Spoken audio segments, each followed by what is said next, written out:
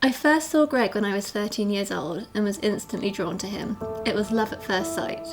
He was fairly popular, so I would often see him around, but we'd only ever exchange waves, smiles, and head nods. 2 years later, by what seemed total coincidence, almost fate, we swapped phone numbers and spent hours on the phone, before meeting and starting a relationship that would last about a year. It was serious, intense, and we were one another's first love. We vowed to be together forever, or if not, to reconcile later in life if we didn't make it. However, we had a huge row one day, resulting in Greg giving me an ultimatum. We didn't make it.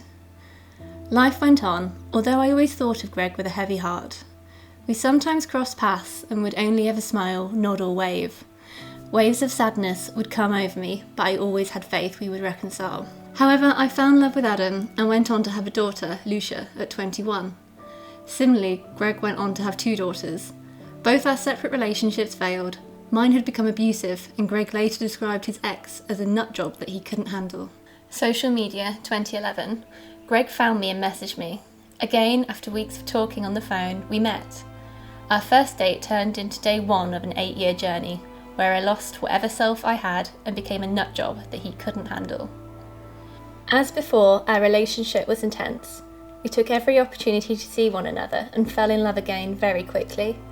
By this time, Greg was a successful businessman and I was a qualified social worker and lived with Lucia. Greg lived alone and only saw his girls every other weekend. I wanted to be with Greg forever, and finally it felt like the happy ending I dreamt of. All my friends and family were happy, and most importantly, Lucia liked Greg. Quite early into the relationship, I overlooked what were red flags, ignoring them in favour of my fairy tale. Greg would always want to meet at his house or with his friends or family. In other words, everything was on his terms, quite different to the teenage Greg, who would cycle miles to see me at my house almost every day. I'm even struggling to summarise the abuse I suffered at Greg's hands, because it encompassed so many areas and was delivered in overt as well as insidious ways. We were together for 8 years, have 2 children of our own, and I left him 2 years ago. In our time together, I allowed Greg to almost compromise my relationship with Lucia, who he quickly began to resent. He criticised my appearance and personality, sometimes jokingly, other times seriously. He'd tell me to leave my profession and find a real job that could benefit us, like working in a supermarket to bring food home, or a job with perks for us. He'd withhold sex and only really perform in a self-gratuitous way. He would control which friends and family I could spend time with, or for how long. He would love me conditionally and make me feel dependent on him. Tell me to leave his house, often with our children. And so I turned to alcohol as a coping mechanism. To be honest, it was a form of escape, but I began to misuse it and could have easily gone down a slippery slope of self-destruction. He would make me feel as though I was walking on eggshells, never knowing his next mood or what was coming next. I'm not saying I was innocent in the relationship, as I do have issues that were unrelated to Greg and would sometimes react to his abuse in an unhealthy way, inwardly and outwardly. Greg would reject any idea of commitment or bringing our lives together officially. I wasn't allowed to move in, as that would mean Lucia too, so I had to divide myself between 2 homes and 3 children. Looking back, I was almost living 2 lives because of a partner who seemed to have 2, if not more, personalities. Don't get me wrong, there were good times, glimpses of happiness and a great deal of nostalgia. I lived in the hope that Greg was who he had been years before, when the truth was he was almost the polar opposite. He was a functioning alcoholic who smoked too much weed and dabbled in cocaine. This didn't match his success or outward appearance to others who didn't know him. Reality kicked in hard one day, and it was the beginning of my road to recovery. Although I'm sad of the situation, Greg displaced his anger with me onto our son, who was only 2 at the time. He didn't physically hurt him, but emotionally and psychologically hurt him with a couple of sentences. He showed conditional love, anger and rejection, and our son's reaction will stay with me forever. His face physically dropped and he looked utterly shocked, scared and confused. How could this man he knew as Daddy be behaving like this? It was a feeling I'd grown used to, but seeing it happen to my son woke me from my fantasy. The breakup was horrendous. I went to stay with a friend, as Lucia was with her dad, and I couldn't face going to my home. I tried contacting Greg, but was ignored. When I did reach him, he was malicious and threatening, and I sunk into depression.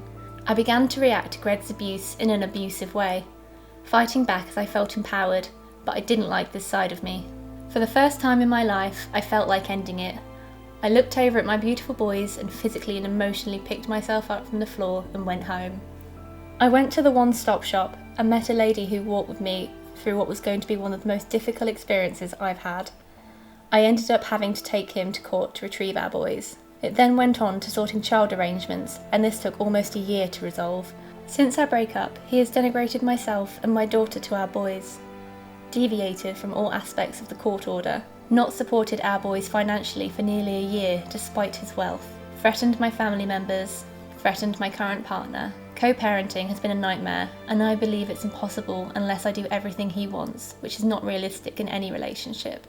My strength has come from a lot of hard work, self-awareness and reflection. This would not have been possible without the services made available to me.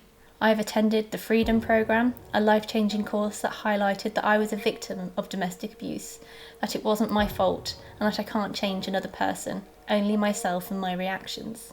I had legal support. I did a parenting course with Home Start Sutton that has strengthened my relationship with all my children. I received a year of therapy that also helped me turn my life around. I realised that I've always been in some kind of toxic relationship or one that involves abuse, and I didn't really feel I was worthy of anything else. Sadly, being in this kind of relationship felt normal. It wasn't until I looked at myself in depth that I realised how damaged I was and why this is so attractive to abusers. I'm grounded now, providing a loving and safe home for me and my children. We can laugh, cry, play, and be silly, be ourselves.